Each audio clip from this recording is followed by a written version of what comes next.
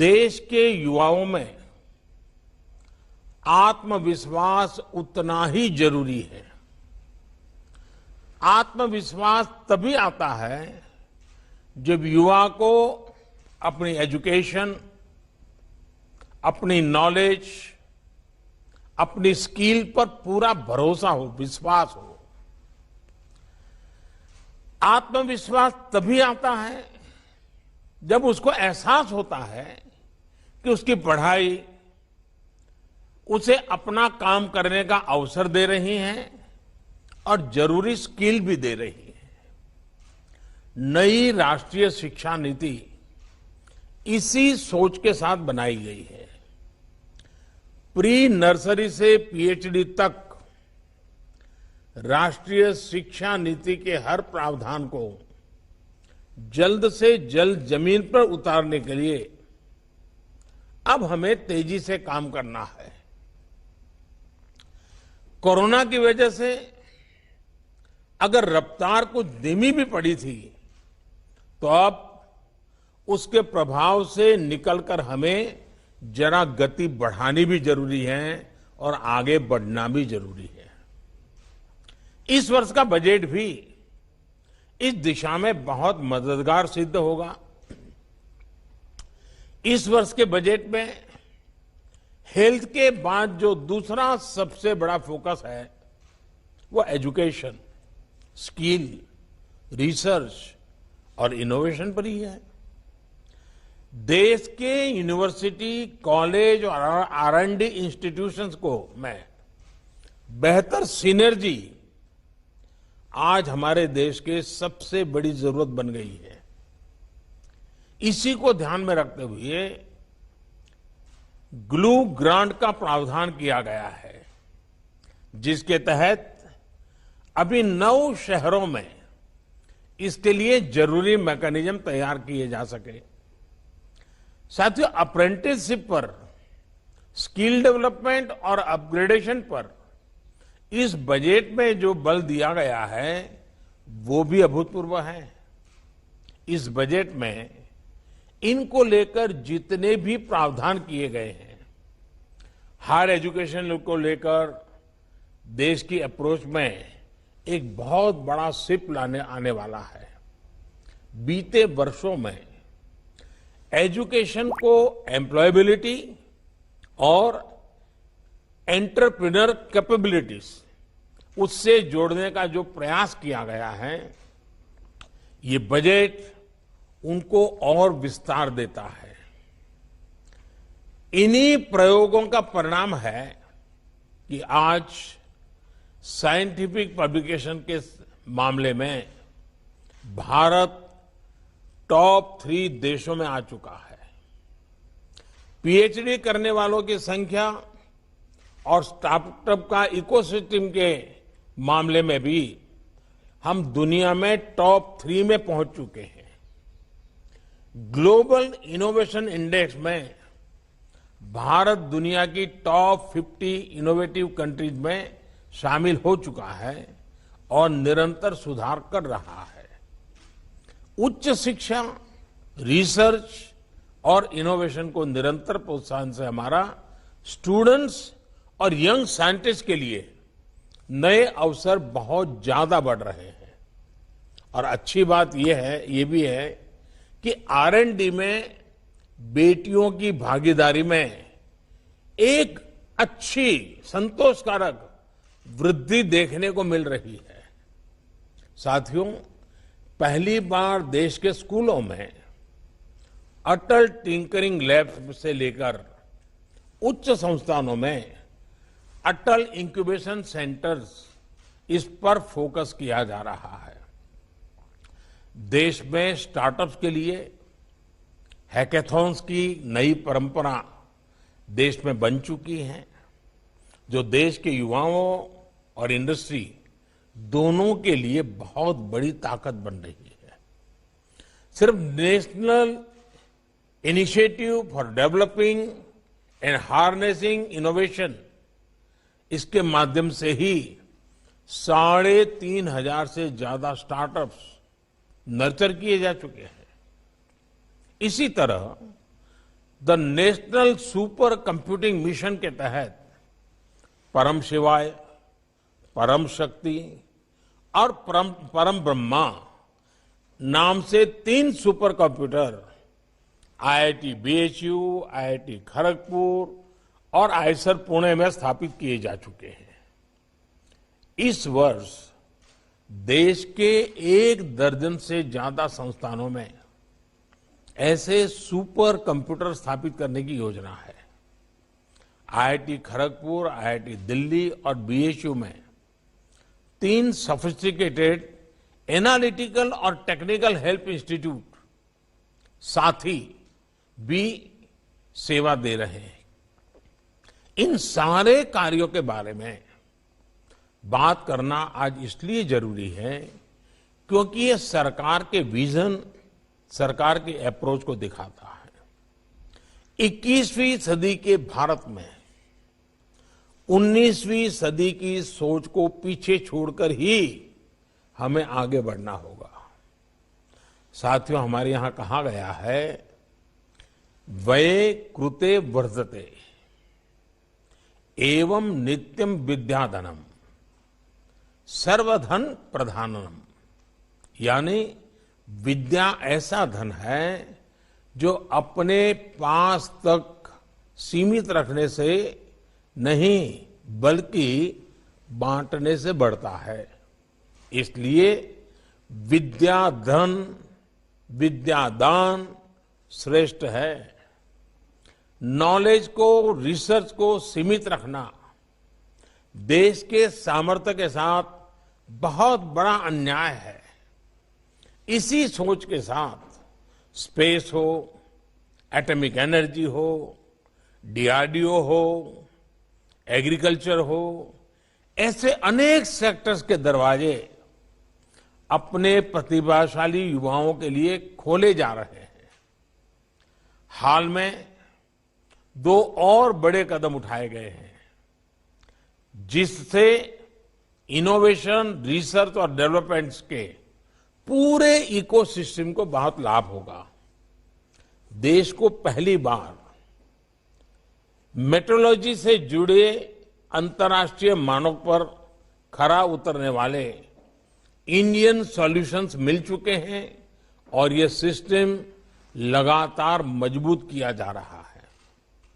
इससे R&D और हमारे प्रोडक्ट्स की ग्लोबल कॉम्पिटेंसी में बहुत सुधार आएगा। इसके अलावा हाल में जियो स्पेशियल डेटा को लेकर भी बहुत बड़ा रिफॉर्म किया गया है। अब स्पेस डेटा और इससे आधारित स्पेस टेक्नोलॉजी को देश के युवाओं के लिए, देश के युवा एंटरप्रेन्योर्स के लिए, स्टार्टअप्स के लिए खोल दिया गया है। मेरा आप सभी साथियों से आग्रह है कि इन रिफॉर्म्स का ज्यादा से ज्यादा उपयोग करें, ज्यादा से ज्यादा लाभ उठाएं। साथियों, इस वर्ष के बजट में इंस्टीट्यूशनल मेकिंग और एक्सेस पर और जोर दिया गया है। देश में पहली बार नेशनल रिसर्च फाउंडेशन का निर्माण किया जा रहा है। इसके लिए 50,000 करोड़ रुपए का प्रावधान किया गया है। इससे रिसर्च से जुड़े संस्थानों के गवर्नेंस स्ट्रक्चर से लेकर R&D, एकेडेमिया और इंडस्ट्री की लिंकेज को बल मिलेगा। बायोटेक्नोलॉजी से जुड़ी रिसर्च के लिए बजट में 100% से ज्यादा की वृद्धि सरकार की प्राथमिकताओं को दर्शाती है। साथियों, भारत के फार्मा और वैक्सीन से जुड़े रिसर्चर्स ने भारत को सुरक्षा और सम्मान दोनों दिलाया है।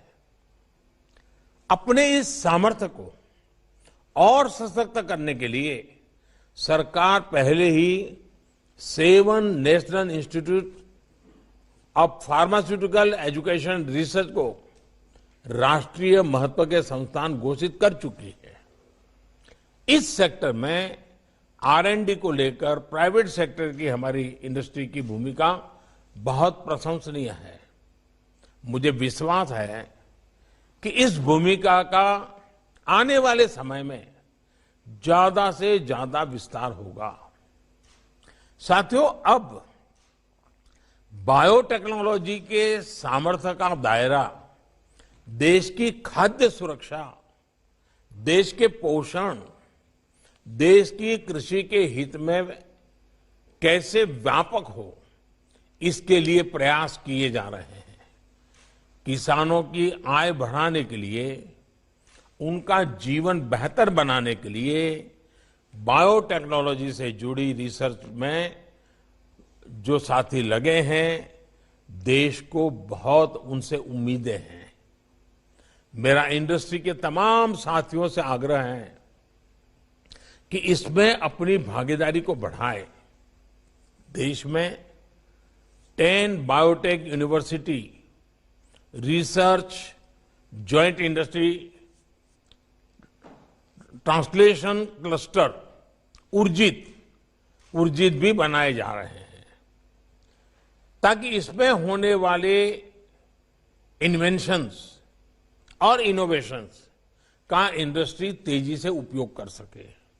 इसी तरह देश के 100 से ज्यादा एस्पिरेशनल डिस्ट्रिक्ट्स में बायोटेक किसान प्रोग्राम हो, Himalayan bio resources mission program हो, या फिर consortium program on marine biological network हो, इसमें रिसर्च और इंडस्ट्री की भागीदारी बेहतर कैसे हो सकती है, इसके लिए हमें मिलकर काम करना है। साथियों, फ्यूचर फ्यूल, ग्रीन एनर्जी हमारी एनर्जी में आत्मनिर्भरता के लिए बहुत जरूरी है। इसलिए बजट में घोषित हाइड्रोजन मिशन एक बहुत बड़ा संकल्प है। भारत ने हाइड्रोजन व्हीकल का टेस्ट कर लिया है। अब हाइड्रोजन को ट्रांसपोर्ट के फ्यूल के रूप में उपयोगिता के और इसके लिए खुद को इंडस्ट्री रेडी बनाने के लिए अब हमें मिलकर आगे बढ़ना होगा। इसके अलावा समुद्री संपदा से जुड़ी रिसर्च में भी अपने सामर्थ्य को हमें बढ़ाना है। सरकार डीप सी मिशन लॉन्च भी करने वाली है। ये मिशन गोल ओरिएंटेड होगा और मल्टी सेक्टरल अप्रोच पर आधारित होगा, ताकि ब्लू इकोनॉमी के पोटेंशियल को हम पूरी तरह से अनलॉक कर सकें। साथियों, शिक्षण संस्थानों, रिसर्च से जुड़े संस्थानों और इंडस्ट्री के कोलैबोरेशन को हमें अधिक मजबूत करना है। हमें नए रिसर्च पेपर पब्लिश करने पर तो फोकस करना ही है। दुनिया भर में जो रिसर्च पेपर पब्लिश होते हैं, उन तक भारत के रिसर्चर्स की, भारत के स्टूडेंट्स की एक्सेस आसान कैसे हो, ये सुनिश्चित करना भी आज समय की मांग है। सरकार अपने स्तर पर इसको लेकर काम कर रही है, लेकिन इंडस्ट्री को भी इसमें अपनी तरफ से कंट्रीब्यूट करना है। हमें याद रखना है कि एक्सेस और इंक्लूजन ये अनिवार्य हो गया है, और एफोर्डेबिलिटी एक्सेस की एक बहुत बड़ी पूर्व शर्त होती है। एक और बात जिस पर हमें फोकस करना है वो है ग्लोबल को लोकल के साथ इंटीग्रेट कैसे करें। आज भारत के टैलेंट की पूरी दुनिया में बहुत डिमांड है। इसके लिए जरूरी है कि ग्लोबल डिमांड को देखते हुए स्किल सेट्स की मैपिंग हो और उसके आधार पर देश में युवाओं को तैयार किया जाए। इंटरनेशनल कैंपसेस को भारत में लाने की बात हो या फिर दूसरे देशों की बेस्ट प्रैक्टिसेस को कोलैबोरेशन के साथ एडॉप्ट करना हो, इसके लिए हमें कंधे से कंधा मिलाकर चलना होगा। देश के युवाओं को इंडस्ट्री रेडी बनाने के साथ साथ नई चुनौतियां, बदलती टेक्नोलॉजी के साथ स्किल अपग्रेडेशन करने के प्रभावी मैकेनिज्म के बारे में भी एक संगठित प्रयास की जरूरत है। इस बजट में ईज ऑफ डूइंग अप्रेंटिसशिप, इस प्रोग्राम से भी इंडस्ट्री और देश के युवाओं को बहुत लाभ होने वाला है। मुझे विश्वास है कि इसमें भी इंडस्ट्री की भागीदारी में विस्तार होगा। साथियों, स्किल डेवलपमेंट हो या फिर रिसर्च और इनोवेशन, वो कॉम्प्रिहेंशन यानी समझ के बिना संभव नहीं है। इसलिए नई राष्ट्रीय शिक्षा नीति के माध्यम से देश के एजुकेशन सिस्टम में ये सबसे बड़ा सुधार लाया जा रहा है।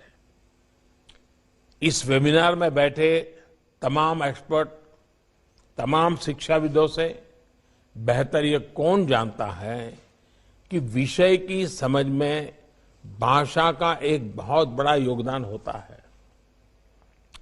नई नेशनल एजुकेशन पॉलिसी में स्थानीय भाषा के ज्यादा से ज्यादा उपयोग के लिए प्रोत्साहन दिया गया है। अब ये सभी शिक्षाविदों का, हर भाषा के जानकारों का दायित्व है कि देश और दुनिया का बेस्ट कंटेंट भारतीय भाषाओं में कैसे तैयार हो। टेक्नोलॉजी के इस युग में ये पूरी तरह से संभव है। प्राइमरी से लेकर उच्च शिक्षा तक भारतीय भाषाओं में एक बेहतरीन कंटेंट देश के युवाओं को मिले, ये हमें सुनिश्चित करना है। मेडिकल हो, इंजीनियरिंग हो, टेक्नोलॉजी हो, मैनेजमेंट हो, ऐसी हर एक्सपर्टाइज के लिए भारतीय भाषाओं में कंटेंट का निर्माण करना जरूरी है। मैं आपसे जरूर आग्रह करूंगा कि हमारे देश में टैलेंट की कमी नहीं है। गांव हो, गरीब हो, जिसको अपनी भाषा के सिवाय और कुछ नहीं आता है, उसकी टैलेंट कम नहीं होती है। भाषा के कारण हमारे गांव के, हमारे गरीब की टैलेंट को हमने मरने नहीं देना चाहिए। देश की विकास यात्रा से उसको वंचित नहीं रखना चाहिए। भारत की टैलेंट गांवों में भी हैं, भारत की टैलेंट गरीब के घर में भी हैं, भारत की टैलेंट किसी एक कोई बड़ी भाषा से वंचित रह गए हमारे देश के बच्चों में भी हैं। और इसलिए उस टैलेंट का उपयोग इतने बड़े देश के लिए जोड़ना बहुत जरूरी है। इसलिए भाषा के बैरियर से बाहर निकल करके हमें उसकी भाषा में उसकी टैलेंट को फलने फूलने के लिए अवसर देना, ये मिशन मोड में करने की जरूरत है। साथियों, बजट में घोषित नेशनल लैंग्वेज ट्रांसलेशन मिशन, इसके लिए ये बहुत प्रोत्साहन मिलेगा। साथियों, ये जितने भी प्रावधान है, जितने भी रिफॉर्म्स है, इस सबकी भागीदारी से ही पूरे होने वाले हैं। सरकार हो, शिक्षाविद हो, एक्सपर्ट्स हो, इंडस्ट्रीज हो, कोलैबोरेटिव अप्रोच में हायर एजुकेशन के सेक्टर को आगे कैसे बढ़ाएं, इस पर आज की चर्चा में आपके सुझाव बहुत मूल्यवान रहेंगे, बहुत काम आएंगे। मुझे बताया गया है कि अगले कुछ घंटों में इससे जुड़ी 6 थीम्स पर यहां विस्तार से चर्चा होगी। यहां से निकलने वाले सुझावों और समाधानों से देश को बहुत उम्मीद है। और मैं आपसे ये आग्रह करूंगा कि अब नीति में ये बदलाव होना चाहिए या बजट में ये बदलाव होना चाहिए, वो समय पूरा हो चुका है।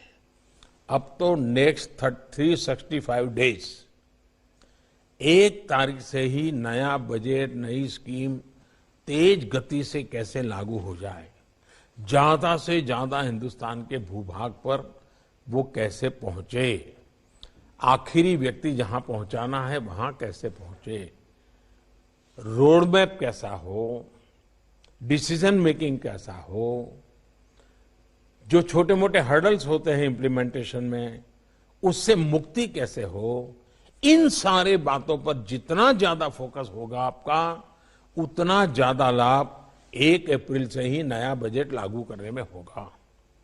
हमारे पास जितना समय है मैक्सिमम उपयोग करने का इरादा है। मुझे विश्वास है कि आपके पास अनुभव है, भिन्न भिन्न क्षेत्रों का अनुभव है, आपके विचार, आपके अनुभव और कुछ न कुछ जिम्मेवारी लेने की तैयारी हमें इच्छित परिणाम जरूर देंगे। मैं आप सबको इस वेबिनार के लिए, उत्तम विचारों के लिए, बहुत ही परफेक्ट रोड मैप के लिए अनेक अनेक शुभकामनाएं देता हूं। बहुत बहुत आभार।